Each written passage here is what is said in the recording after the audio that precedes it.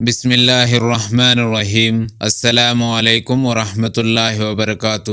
دنیا و آخرت کی عافیت اور مصیبتوں سے حفاظت کی دعا۔ حضرت انس بن مالک رضی اللہ عنہ سے روایت ہے کہ ایک شخص نے نبی اکرم صلی اللہ علیہ وسلم کے پاس آ کر عرض کیا، اللہ کے رسول صلی اللہ علیہ وسلم، کون سی دعا افضل یعنی سب سے اچھی ہے؟ آپ صلی اللہ علیہ وسلم نے فرمایا، اپنے رب سے دنیا و آخرت میں بلاؤں و مصیبتوں سے بچا دینے کی دعا کرو۔ اللہم انی اسألک العافیہ والمعافاۃ فی الدنیا والآخرہ۔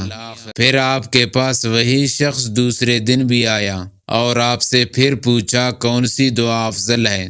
آپ صلی اللہ علیہ وسلم نے اسے ویسا ہی جواب دیا جیسا پہلے جواب دیا تھا۔ وہ شخص تیسرے دن بھی آپ کے پاس حاضر ہوا۔ اس دن بھی آپ صلی اللہ علیہ وسلم نے اسے ویسا ہی جواب دیا۔ مزید فرمایا، جب تمہیں دنیا و آخرت میں عافیت مل جائے تو سمجھ لو کہ تم نے کامیابی حاصل کر لی۔